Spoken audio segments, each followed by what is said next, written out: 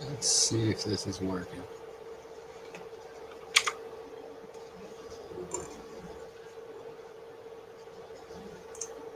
Let's see if this is working. Hey, I think it's working.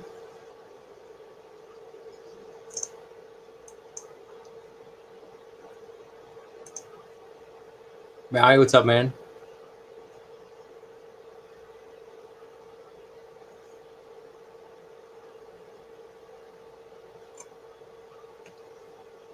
See if anybody else wants to join in. Just watch me fiddle with this design that might come out tomorrow.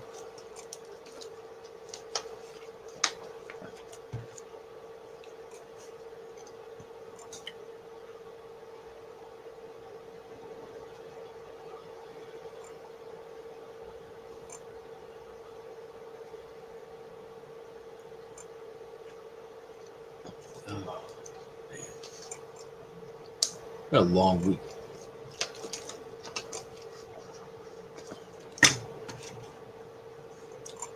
Might talk about a little bit about the week.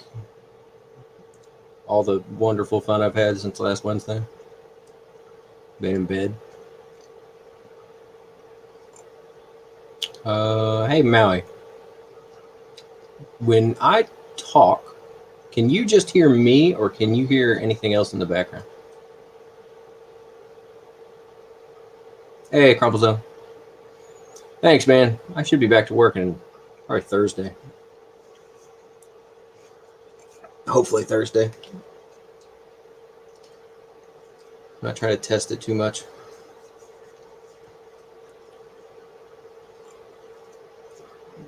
Break it. What's up, man?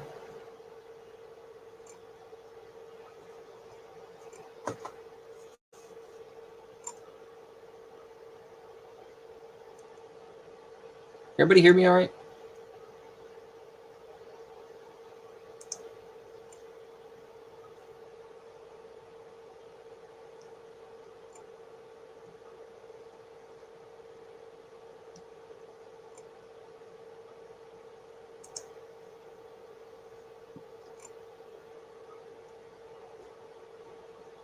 Okay. Yeah, I got one of the printers running, but these new printers are about silent, so I was hoping that this was going to be good. So occasionally you might hear a click of some filament or something while this printer next to me is running.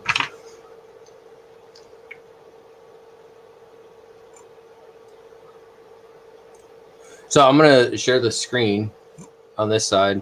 So I'll be looking at that screen on this other monitor a lot while I work through some stuff that I started working on last night. So, I don't know, depending on age ranges here, some of you might not be familiar with, there was a toy line and a cartoon series in the 80s, half-hour cartoons for toy lines called Dino Riders. There's a lot of weird backstory about Dino Riders and how that toy line, parts of that toy line became parts of other toy lines and is actually the basis of the T-Rex in the Toy Story game movie or Toy Story movies. But basically, it was a TV show. It was a cartoon TV show about some aliens who crashed on. I can't remember if it was another planet or if it was Earth, but they crash landed and their technology was all jacked up, but there were dinosaurs everywhere. So the bad guys, they enslave a bunch of carnivores, T-Rexes and raptors and stuff like this. They basically put these helmets on them and enslave them, and they attach these like mounted weapons to them. Let me see if I can throw up a picture. Yeah, so here's from some of the images. So this is what Dino Riders was. And if you look over here, here's some of the toys. If you recognize that T-Rex is what became the T-Rex in the Toy Story movies. And this was one of my favorite toy lines. I don't think I had that many of them, but it was one of my favorite things, was you mixing dinosaurs and all this technology. And they were huge. This doesn't do them justice. The figures were not G.I. Joe sized. They were probably about half a G.I. Joe size. They were probably about this big. But even then, you figure there was this Brontosaurus that was an entire base on its back. And then they had these velociraptors that you can mount different things to. I've seen a little bit of a resurgence of this because this is Rulon Warriors Battle Pack, which is basically them trying to bring back Dino Riders. If you look at some of this, there's a display. This is all just, I'm just showing you where the idea came from. Here's the actual cartoon here. So it was a really awesome cartoon, and the toys were awesome. A lot of them were mechanized, like the T-Rex walked. It has wheels underneath here, so it would actually walk across your floor, and had all these all these weapon ports on it and stuff. Again, it was just awesome. And I was looking at this guy, and he's got these 5mm ports on the side of his ribcage. So I started working last night on a system where you could mount a dude on his back that would be held up by some pylons that would come off of here, a newly redesigned version of the Gatling gun, specifically for this, with a left and a right. So this would mount on his back and give him weapon loadouts on either side. And so that's what I need to do today. And what I need to do is I need to fix an issue. So one of the things I always do when I'm designing is first I will print off all the pieces, and then I will play with them and see how the fitment's going to look, because different filament expands differently when you print with it. So and getting temperatures right and stuff, and not printing too fast. So if you look, for whatever reason, this gun is janky as hell. It didn't print right. All the layers are shifted all over the place. It might be that my printers need maintenance, which they do. I've been pumping out a lot of stuff, and they need some maintenance. But I also printed it really fast. I may have to jump up and let the dog out here in a second. Survey, stop it. So here's one of the pylon pieces, but as you can tell, as soon as I try to take the supports off, it just broke. So that needs to be strengthened, and it shouldn't be printed standing up anyway. This should be a part that prints sideways. So I was working on some of this last night. So some things, if you take anything from this, anybody who's interested in designing their own stuff. So this is just Tinkercad. This is what I've always used. Everything I've made. I'm starting to dabble into some other things, but Tinkercad's what I use for everything. If it will pigeonhole you into doing things the way this works. So this doesn't work like your normal CAD program or normal design software. You're not molding things, which is one of the reasons why I can't really do organic shapes very well, is because I use this program for now. I'm trying to learn a couple other ones.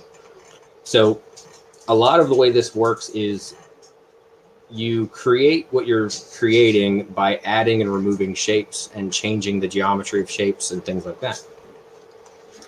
So if we look over here, these are just, they're the same wheels that are on the end of the original Gatling gun. And those were made simply by a creation of, or adding and subtracting different shapes. And these work fine. These work fine down here. All this stuff is good. We don't really need to mess with that. The Gatling gun, these are 3-barrel instead of the other one, which I believe is 8 or 10 barrels. I just wanted to change it a little bit. Well, I tried some organic shapes, Maui, with the Cheetor gut gun, and I got around that by kind of not using organic shapes to create organic shapes, which wasn't really fun, and it's something I need to work on. So the thing that we need to fix tonight is I got to fix these side pylons. So here, I can kind of show you how this is going to assemble. So the way this will work is these will sit, these will sit 10 degrees, kind of like this.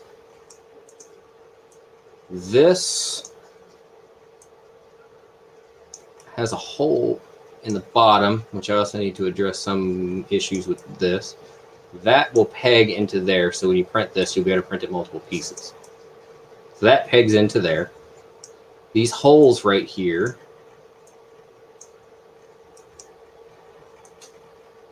the new Gatling gun will peg through that and into the side of the Triceratops into this port. And then, of course, you'll have, I'll throw a barrel on the side of it just to kind of give it a little better.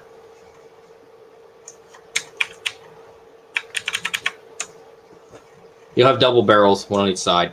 I'm going to throw in a couple of edited versions of older weapons that you can throw on the sides of this if you want. This is set up so that you can do this. So these old Weapon Master guys have this peg, their old handle, so that'll peg into the back. As you can tell, this post is not on this one. It's snapped right off. Again, that's because of the layer line. So I need to change this so it's not just a little tube sticking up. And what will happen is you'll be able to take his gun and it'll sit in front of him like this, along with those other guns, and he can ride on this guy's back. And then you can always just take him off, you need to peg him back on, throw his legs back down. I'll probably do something with this to make it not so boring, but it does print really nice being flat like that, so I might just leave it alone. I don't really like doing things that you have to put together after you print them for numerous reasons. One of them is I try to make all this stuff as easy for everybody to print as possible. And just because it'll print on my printer doesn't mean it's going to print on yours. It doesn't mean it's going to print in resin. It doesn't mean like Nico's got a Mars. Your Mars is probably going to print better than my Tronxy printers. That's all I have is Tronxy printers. Now, two reasons. They're not expensive, but I like it that way because if I can print things that look really good on a Tronxy printer, nobody with an Ender 3 or a Mars or any other Creality, anybody who's got a decent printer will be able to print this stuff right out of the box. So that's kind of the goal, is to make things as easy as possible for the lowest common denominator. I found a long time ago that, especially when you're training people, and I know that sounds kind of shitty. It's not meant to be shitty. It's meant to, what you always want to do is you want to make things that are going to be as easy for people to pick up as possible so that, A, you don't have a whole bunch of pushback on things. You don't have to explain things 1,000 times. And honestly, if you can set something up or teach somebody how to do something or write up something to teach somebody how to do something so that any idiot who's never touched it in their life could walk in and do it, it's not going to help them. It's not just going to help them. It's going to help you too, because you will find things in your understanding while you're doing it. And this is the way I've always done things. I've written lots of wiki pages and training documents and things throughout my life. And so I like to try to make things as idiot-proof as possible. Which leads me to these pylons. These pylons are not going to work like this. They're not going to print right, and they're going to be really weak. So there's two things I want to change. First of all, I tried to run the pins through it. That hole is a 5mm hole, but when it prints, anybody who has an FDM printer knows, just because you're saying it's 5mm in the software does not mean it's coming out 5mm. And it might be, give or take, depending on that filament or that filament or that filament, they all are going to swell different. They're all going to print a little bit different. Now, everybody likes to do calibration cubes and have settings for every individual thing. I don't do any of that. I use the same settings for everything I print. So, and I can show some of that too. I use the same settings for every single thing I print, with the exception of if I'm printing in PETG or if I'm printing in TPU, which I don't do very often, but I do have separate settings for that because it's a pain in the ass. But for everything from, I print everything in PLA or PLA Plus, multiple different brands. And I use the same settings on all of it. If I have to sit there and mess with settings for just one filament, I probably won't use that filament anymore. And I've got like 2 of them that are like that. I don't use them because the settings just that I normally use won't work. So we're going to try to make this as structurally strong printing it.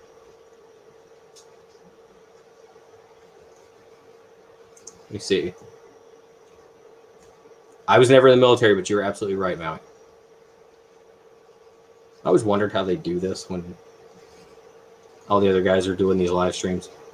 So one of the things that we want to remember is that printers print top to bottom, or bottom to top, I should say. So this means that, let's do something like this. If this is my layer lines,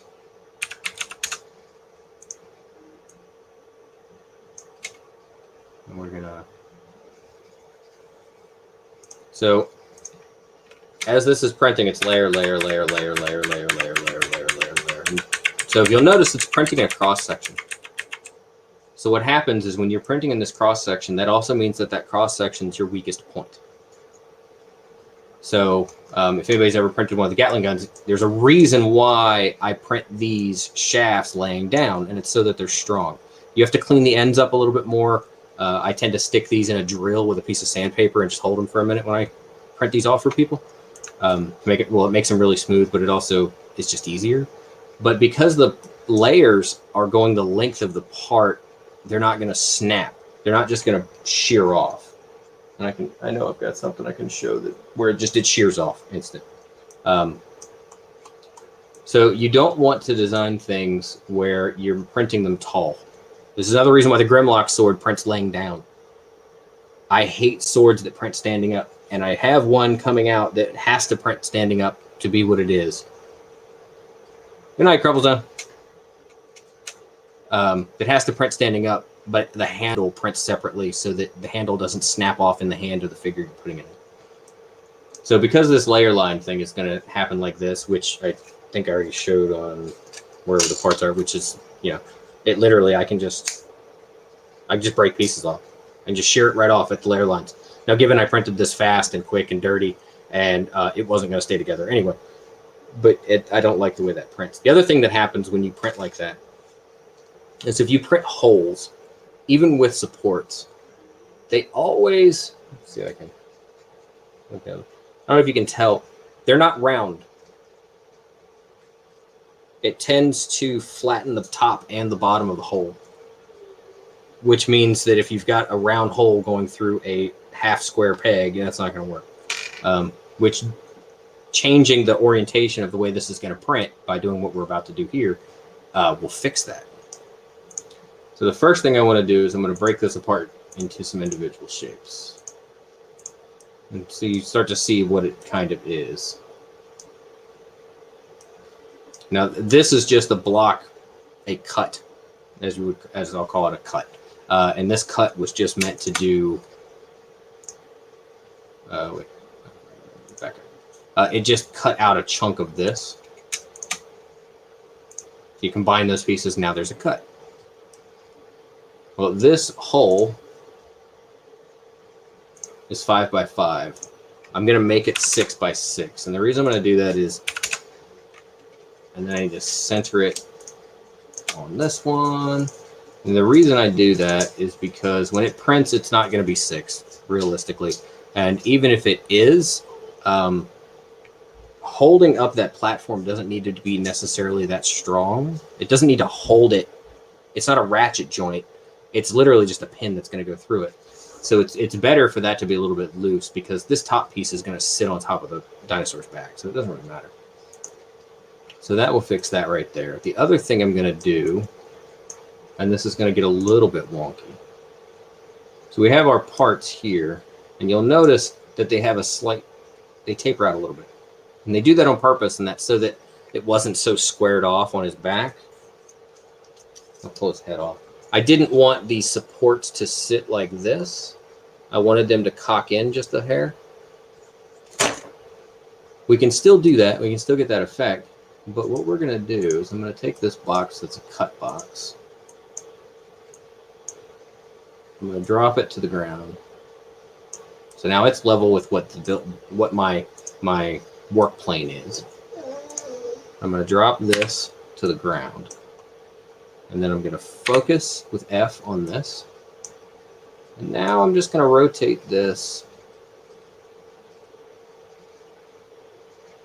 Looks like 6 degrees ought to do it. Now this will be on the inside. This will be the rib cage side of things. So now I'm going to drop that down like that. So now you see everything that's inside of this little area right here. It's all going to go away. It's going to cut that off and make it flat. Which means when this prints, it's going to print on nice flat surfaces. Even the undersides of this, it's going to print nice and flat. Which means you'll need, oh, I got a problem right there, don't I? It means you'll need less layer support, your support material, if any, with this. Your bed adhesion should be better because everything's going to lay one layer down at least flat. Now, if you want to go back and, oh, damn it. I remember what I did now. I need to make this, this, this, this, and this. All one part. Combine that with this. There's an order of operations you have to remember with this that you don't really have to do so much with some of the other software too. It's another thing I should tell you. I have to remember what order I'm cutting something so that it cuts through everything I need to cut.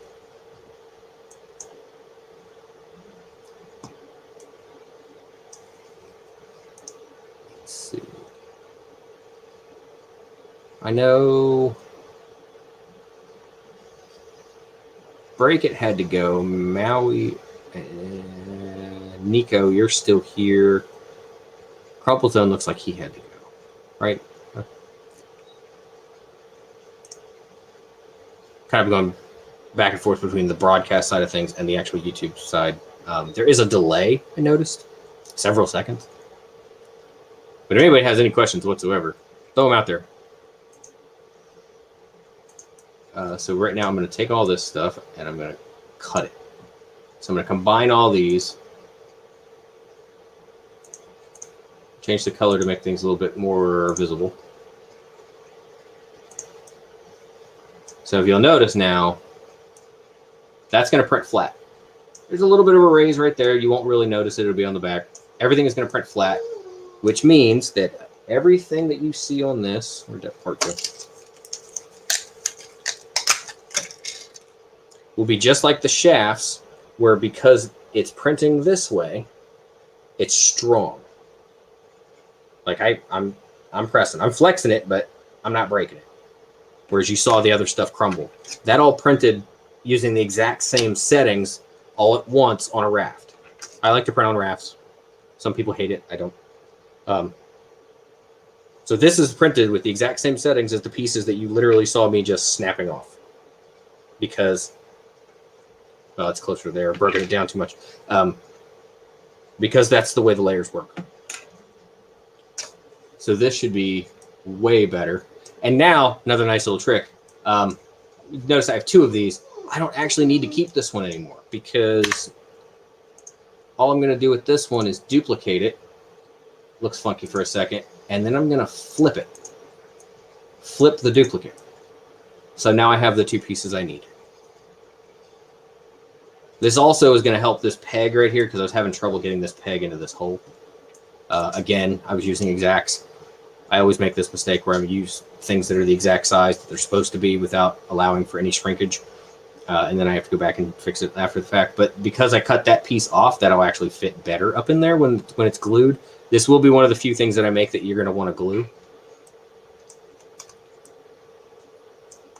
So now that should be worked out. These 2 pieces, we're going to call those good. Now there is some stuff I don't like about this. So, focus. It's very plain Jane because I just wanted to see if the structural elements work. Structural elements being this peg hole, this here, these slots. This stuff I can go and add little circuit boards or whatever to it. It doesn't matter. It does have like kind of a cushion. I don't know. That was mostly just to kind of thicken this up a little bit. But this little peg, that right there is not going to work. There's a reason this looks like that. It's a way of easily mirroring something when you've only changed something once. So I have to keep ripping this apart. There we go. I don't like how this worked out. That didn't, let's just say it didn't work out. For lack of a better term, it didn't work. The placement was good. The height was good. But the way it was designed sucks. So let's change the way it was designed. Let's give it, let's do an instrument panel. So you notice this is just a shape. Nothing special about it.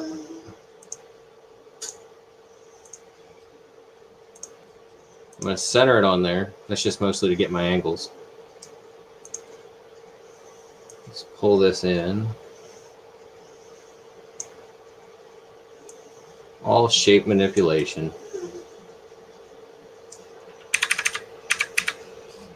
Obviously, that's not going to be a good permanent thing. Hey, Kato. I'm just showing people how the magic happens. I've been trapped in my house and in a bedroom since last Wednesday, which if anybody wants to know, I'll get into that fun too. I'm not even going to go back to work until like Thursday, which sucks.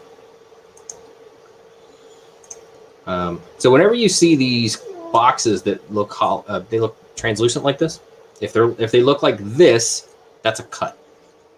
It's a hole. So let's center this up on here.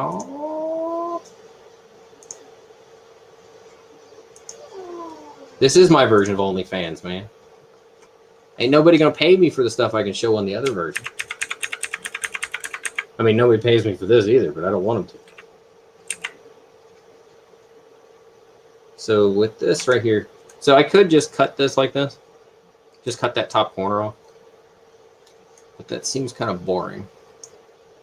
So with these tools up here, you can rotate. And you can change any angle you want.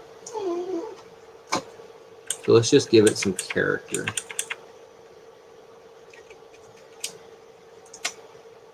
And do something like that.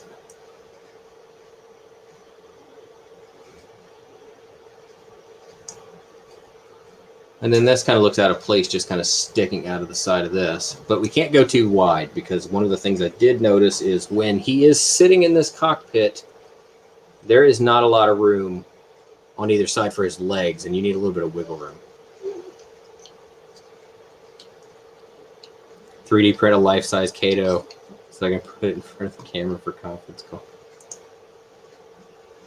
I wish. I wish. But that would take, like, I'd have to come to your house and I'd have to do a whole bunch of weird scans of your head and then convert that into some stuff and then try to print that off. And if you've got a big head, that's going to take every printer I got. So that's not going to work.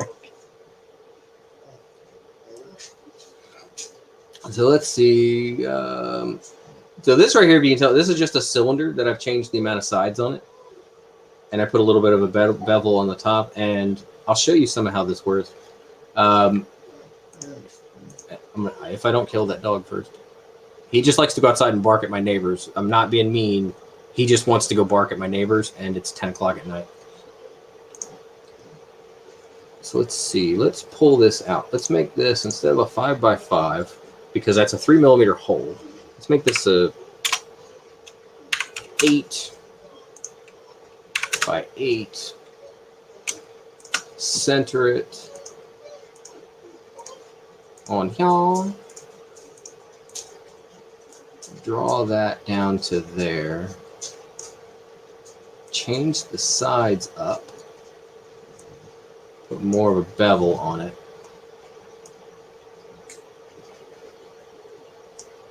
You'll see a little bit of that right there, but when you print this, most of the time there'll be little weird things like this, but it won't actually show up. Actually, you know what we could do? Let's oblong that just a little bit. But I don't want to lose everything that we did on this side here. I think we're going to have to. We're going to have to lose that cut that we put in there. We'll leave this here as an instrument panel.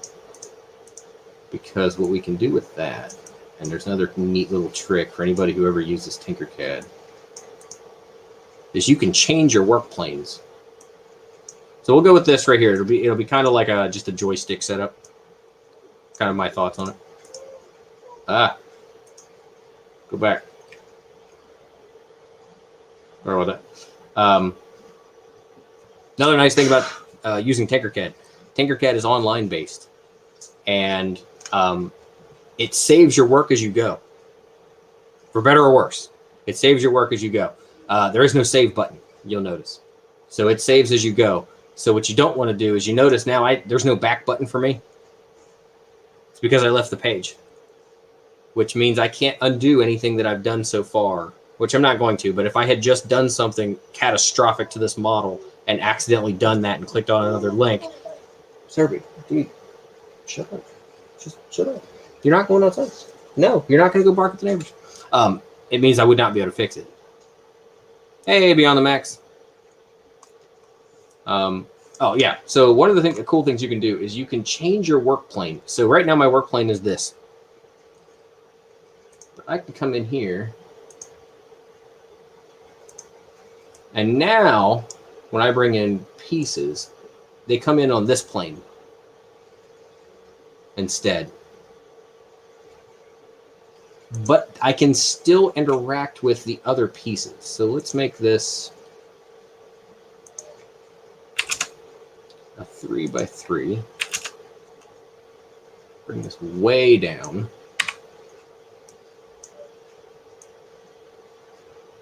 But I can shift click on another part. Go into here. And I can center it on that green section there. And we could go in here, say, drop the number of sides, add a small bevel to it, make it a little bit shorter, and then I can drop it into it. I'll say I want another one. Duplicate it.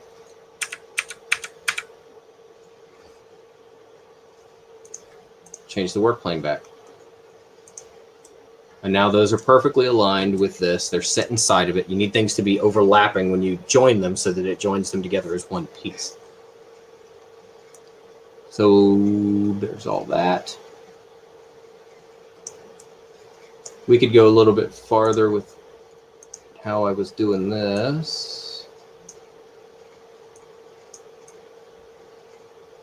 Say I want this to be a 2mm section centered on this.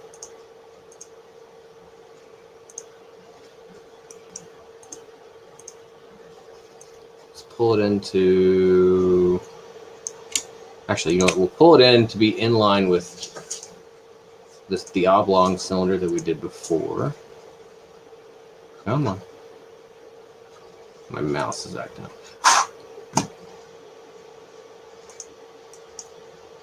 Pull this to inside. Come on. Oh, I'm using the wrong button. I want to pull this inside of here. Now that looks stupid, right? But here's some of the crazy things that you can do with these radius steps and links. So if I add a radius to it, while it still has a lot of 10 steps in it, it'll put this like tapered edge on it. If I change the steps, it'll completely change the geometry. And I liked one of the things I really like to do is I usually change the steps to 1. and then I'll adjust the radius so that it adds these nice angles to it. Kick that in one by like that. Just adds a little bit of character to this.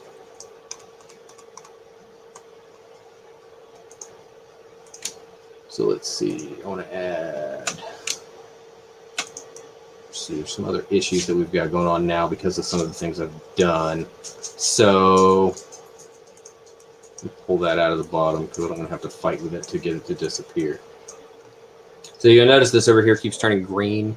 It's because there's actually two of this blue piece right here, and it's because of the way I cut the holes, which you can barely tell are even there. It's because of the way I cut those holes is why it's doing that. It's because I cut the holes in one side and then I mirrored it on itself and cut both sides in half so that it would join together seamlessly, but it put the holes exactly where they needed to be, which was quite a few steps back. Sorry, enough.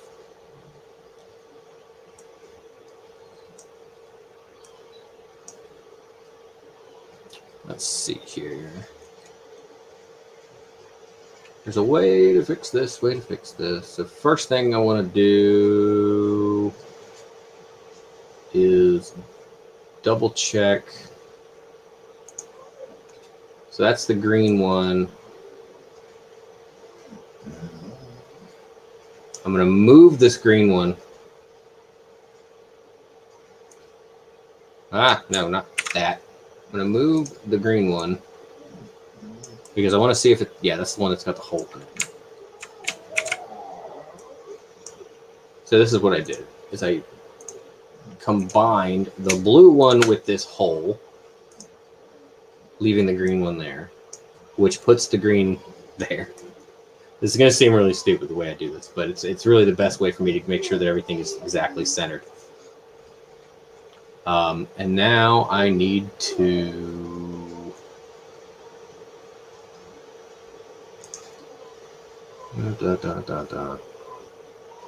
best way to do this is going to be,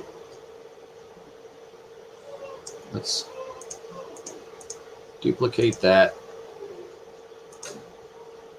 flip it, line it up on this side, take a hole,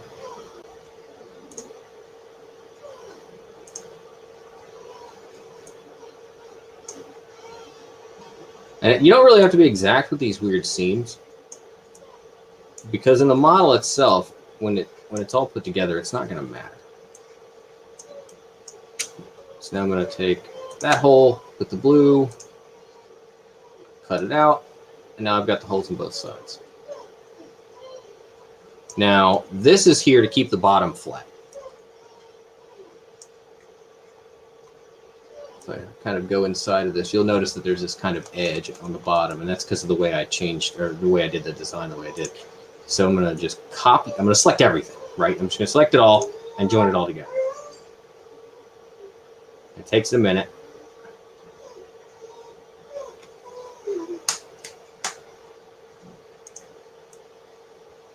And now we've got our slots in the bottom. We didn't change any of that geometry. You'll see a little bit of artifacting. This will not show up in your model. When you export this to an STL, that won't show up. Now we've got this little just 2-button control stand. Added some strength to this piece here. That's 3 millimeters so that the gun that comes with these Battle Masters will plug in and it'll look something like that when it's on his back.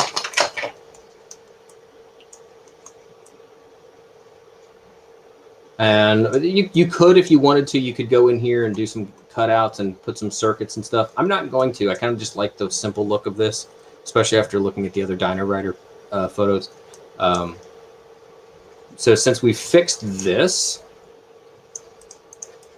the Gatling guns should be fine. I'm going to print them separately and not print them all at once. All of this stuff printed fine. The new base component to the new Gatling guns looks great. used. The only thing that's really the same is the shape of the main body is the same, and the circuit board is the same, but everything else has been moved around and modified. Shapes have been changed and moved. So this is a new part. This isn't just reusing the old piece of the old Gatling gun. These will mount sideways. You can mount it so that the lights and stuff are on top, or if you kind of like the piece right here, you can mount that on the top. Long enough handles so that it will go into his rib cage. You can also... Do I have a bot? Why don't I have a bot? Oh, here we go. If you... a bad example, because the Nemesis Prime bot has the stupid under parts. If you decided that you just wanted to print the new miniguns, you could print the new miniguns as underslung and plug them in. I am not adding the front handles like the old one because it's more for this, but you could if you wanted to have new miniguns. They plug right on in, underslung, perfect size for the hand, and Ratchet's got some kind of big forearms. And they'll probably stick out that far. You could also, if you really wanted to, put them together the other way around. You could rotate this around. Let's do it at the top of his hand, because Ratchet also has these stupid picks. You could do it like this, if you would rather that look. Dropping things. So, I guess we've been on for, I guess, about an hour, about 40 minutes. So if anybody had any questions or anything, really the only thing left to do now is to send this off to the printer. Now, I can show you some of that too. I don't know if I'm going to have to change the screen share to show this to you once the slicing software loads up. So yeah, this is the software I use for everything, Tinkercad. Everything that I've ever made has been in here. I would show you some of the other stuff in there, but some stuff I can't show. This won't be ready for the public for a couple days. If anybody's on my Patreon, I do drop the files a little bit early there. So the lowest one's $1 a month, and you'll probably get these files tonight. Best I can do since I offer the files for free anyway.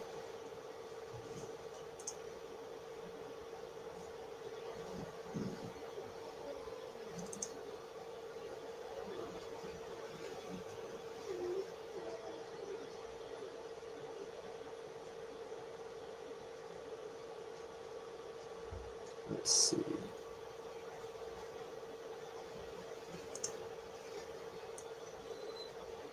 Here we go.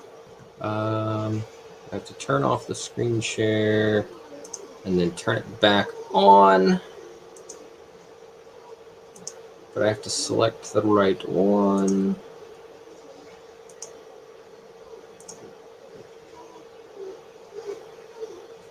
Kira. All right, so here's Kira. My settings generally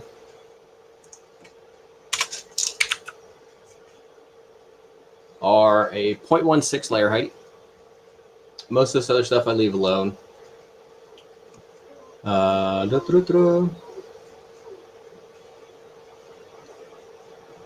do always set the Z-seam alignment to the sharpest corner, because, and that's another nice thing, is if you design things so that they always have kind of more of an angular shape to them, then you can hide the seams really easily when you print them.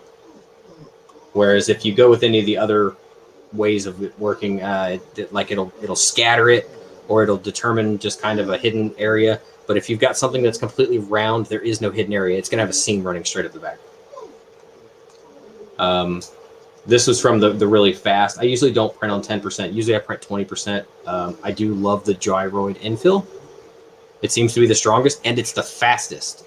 I've got things that I've printed at 40% infill with gyroid, even up to 60% infill with gyroid, that will print faster than a 20% infill of like lines or even the cubic. Gyroid prints super fast. It is really rough on your machines, though, because since I've started doing that, I've had to tighten these machines up several times, and now I've got to have pads underneath them because the vibration's getting bad. So I will tell you that if you print somewhat quickly with gyroid and a high infill percentage, it will beat the shit out of your machines. Printing temperature, that's just a personal thing. Mine's 205.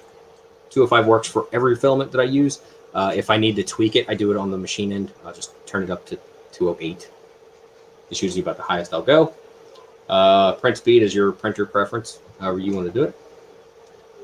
Definitely you want to enable retraction.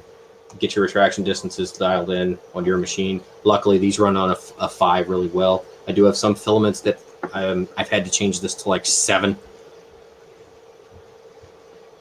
Print cooling, of course. I like tree supports. Tree supports also print faster. They're easier to remove in most circumstances. There are some circumstances where you are going to want to use regular supports because tree supports don't actually support every little thing. So if you've got a lot of little overhangs, you're going to want to have normal supports for those because the tree supports might only catch half of them. So really the tree supports is for, on my end, it's easier to remove. But if I was printing something that had to look dead perfect, I wouldn't use tree supports. And most of this, and I do print on a raft. These machines both, I have a Tronxy XY2 Pro and a Tronxy XY2 Pro Titan. Both of these printers have auto bed leveling. They have the upgraded auto bed leveling from Tronxy. They also have the glass PIE beds on both of these, which I'm pretty sure I've already scratched all the coating off of. But even with that, they're still Tronxy printers, and the auto bed leveling still sucks. The mesh grid that it creates when it auto bed levels is kind of awful. And I'll have weird low spots in a glass bed because it's not great. But if you can get it pretty close and you print on a raft, the raft, by the time the raft is done printing, will be dead flat.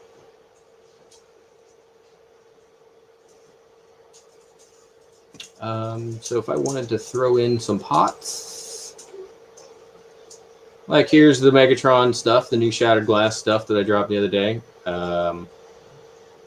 which they take forever to print. Let's say I just wanted to drop all of these on here. You do have to duplicate that one to get it to if you want to do the little, if you want to put it in the little jet mode configuration, you do need 2 of these. And these are just the shoulder mounts for Earthrise Prime. Or Earthrise Megatron, sorry. I usually let this just arrange everything else. Now, there are some things about your own printer you'll know. If you'll notice this right here, this right here on a in Cura means that is the front left corner of my bed, which means that as things are printing, the bed is going to move this way, and the nozzle is going to move this way, and that means that for my setup, this is not going to work very well. This is going to ghost out horribly. You're going to have all kinds of layer issues. I'm going to have stringing, everything else. It's just something about my bed. The bed itself, I need to pull it apart and redo it. So what I actually need to do is I actually need to select all models and rotate this whole thing this way and then rearrange everything, because I would rather the bed move less than the gantry, if that makes sense. So reslice.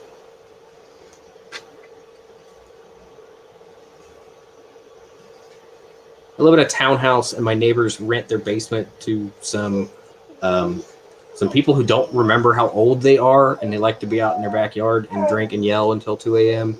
And so the dog likes to go out there and raise hell, and it's 10 o'clock, and I can't let him outside. And that's why he's whining, because he really, really, really, really wants to go bark at the neighbors, and I won't let him. All right, so here, as you'll see, with my settings, and actually the infill's off because I forgot to change the infill when I showed it to you. The Megatron set takes about 9 hours to print.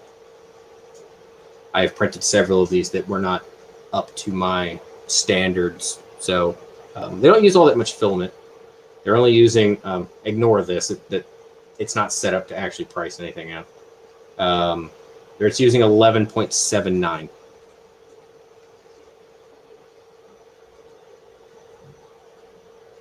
East Coast boy.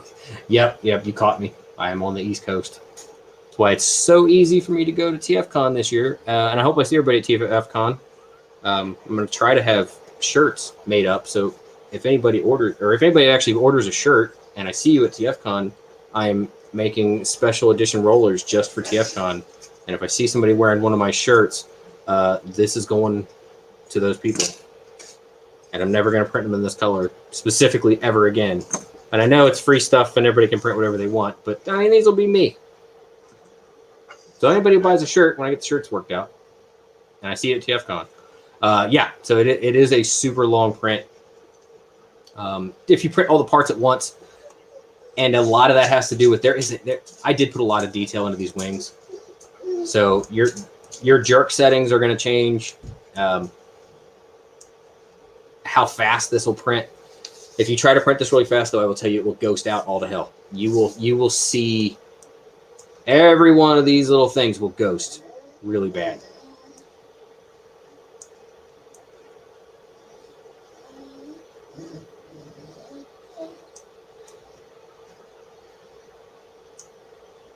So that's kind of my process. That's the way I work through some of these things. We're at 52 minutes. I thank you guys for coming and dropping by. Especially a couple of you guys have stayed the whole time. I know a couple people had to leave. I'm sure Kato's gone off to go do something else by now. But definitely, Maui and Nico, thank you very much for sticking around. And if you guys are ever printing any of this stuff on your own, any of my stuff anyway, and you're having any problems, like, feel free to reach out. I will do whatever I can to help. There's a lot of trial and error that goes into this stuff, as you guys know. And for me, it's a lot, especially I'm running multiples of the same sort of branded printers. The Grimlock sword is a 6-hour print on the Mars. That's nuts. I'll show you exactly how long it takes me to print that. It takes me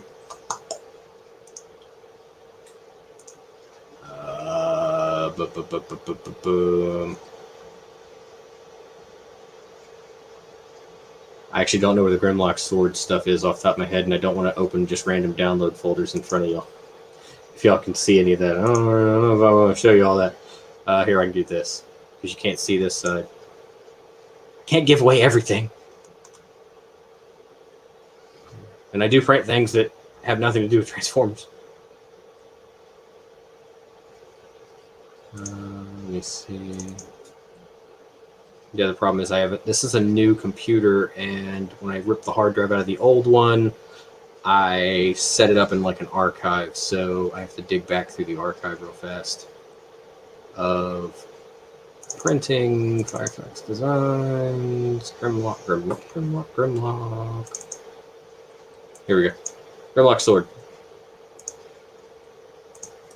The Grimlock sword I print using my own normal settings. I do print it at 20%. Takes an hour and 6 minutes per. But you're also getting insane layer lines. You're getting, what do you have your layers set at on the Mars?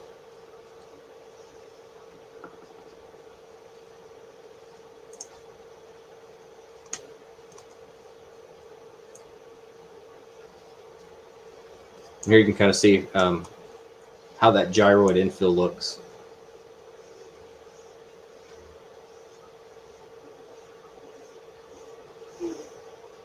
As it's going up the layers.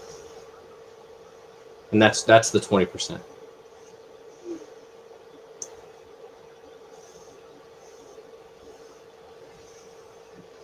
Are you doing 1 millimeter or 0.1 millimeter?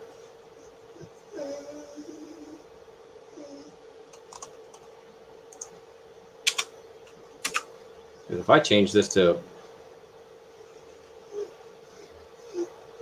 0.1, it's still only an hour and a half.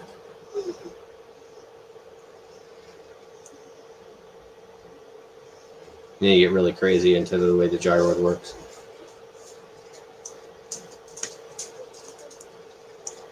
And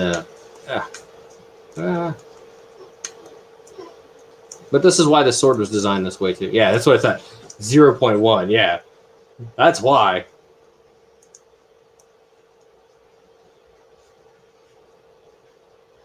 You know, I know there a lot of you resin guys, you really like your resin printers, but I don't think it would hurt, especially with some things, to have a cheap little FDM printer on the side. You don't have to print things in super nice colors. I have a crap ton of colors just because I buy almost in bulk now from what's the name of the company? GST 3D, because I burn through. That's silver, because I print everything in silver because it photos better, or it takes photos better. I burn through this filament, so I wait until they have that 10 for $100 sale, and I buy 10 spools.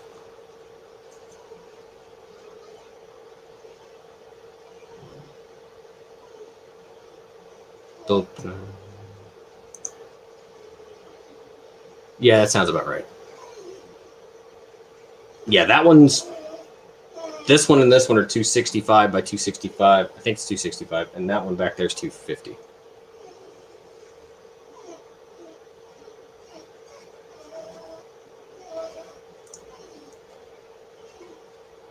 Yeah, I want to get a resin printer soon. Honestly, if I could figure out a way to do it, so because I mean I can't really afford one. I thought about maybe seeing if there was some way maybe I could get like a sponsor to do it or something. I don't know, man, because I mean I think enough people know who I am by now. But yeah, I kind of wanted to do a resin printer so that I could print off some of this stuff, and so I could kind of be able to help more when people have issues.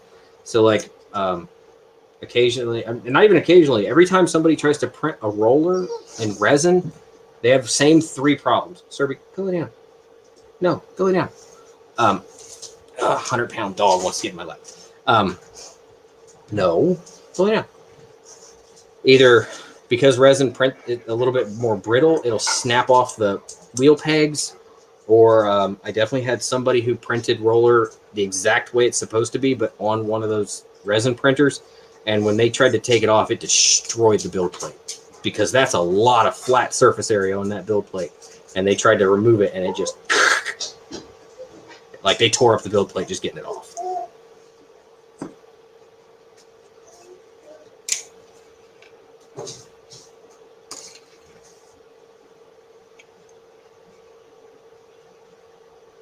All right, 58 minutes. I think we're gonna call it there. I hope everybody enjoyed the show a little bit.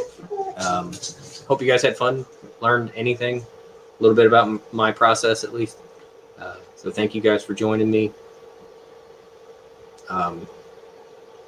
Especially you guys who stuck around. So I think this is the part where I'm supposed to say like and subscribe. I don't. Yeah, go ahead. I'm not a YouTuber like the other guys are, so it's a little harder for me. So thank you guys so much for joining me tonight, and happy printing.